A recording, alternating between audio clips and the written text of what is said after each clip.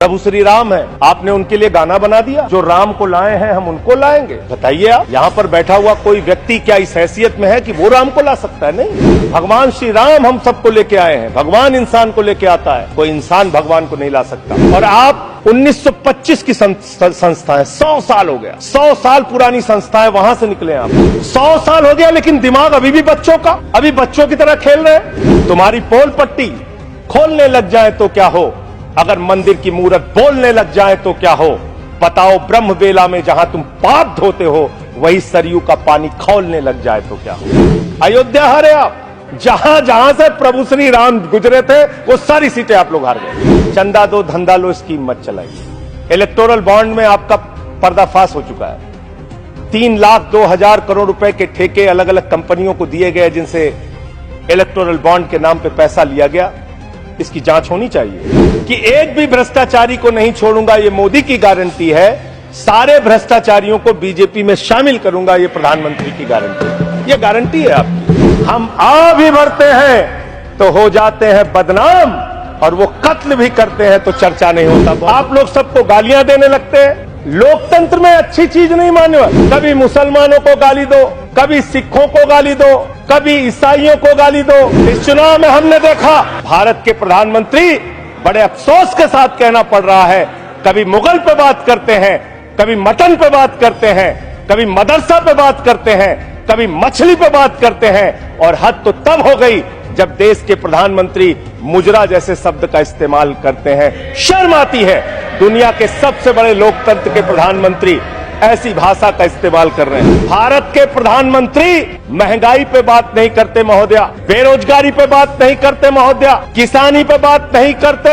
इस देश के अंदर अग्निवीर योजना के कारण भारत की सीमा को कमजोर करने का आपने काम किया, उस पे बात नहीं करते। इस चुनाव के अंदर हमने देखा विपक्ष के नेताओं को पकड़ पकड़ के कैसे जेल में डाला गया। ईडी का, सीबीआई का, जांच एजेंसियों का दुरुपयोग करके राज्यों के मुख्यमंत्री को जेल में डाला गया, मंत्रियों को जेल में डाला गया। इस चुनाव में हमने देखा भाषा का स्तर। इस चुनाव में हमने देखा हमारे दिल्ली के मुख्यमंत्री अरविंद केजरीवाल, उनको चुनाव से पहले जबरदस्ती पकड़ के जेल में डाल दिया गया महोदया।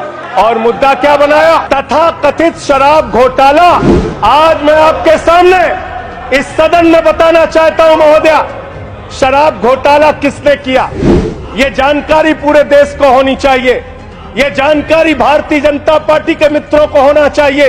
ये भारतीय जनता पार्टी के नेता, देश के प्रधानमंत्री को भी होना चाहिए।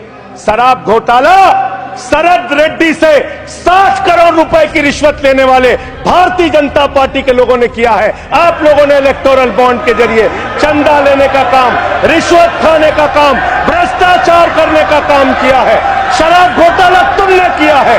शराब घोटाले की बात करते हैं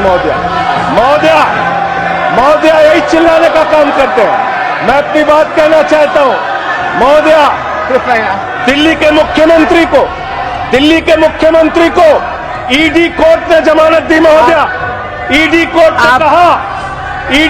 ने कहा अरविंद केजरीवाल निर्दोष है।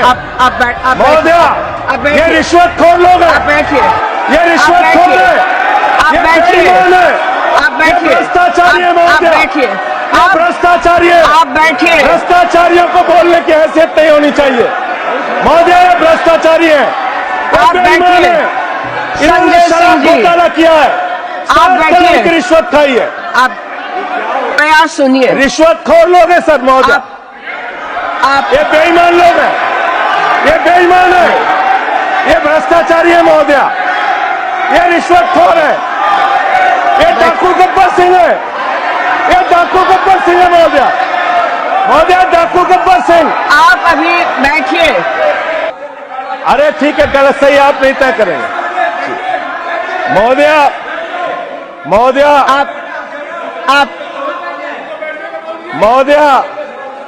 भाजपा के मित्र हमारे नाराज हो गए महोदया। सच सुनने के बाद नाराजगी होती है महोदया।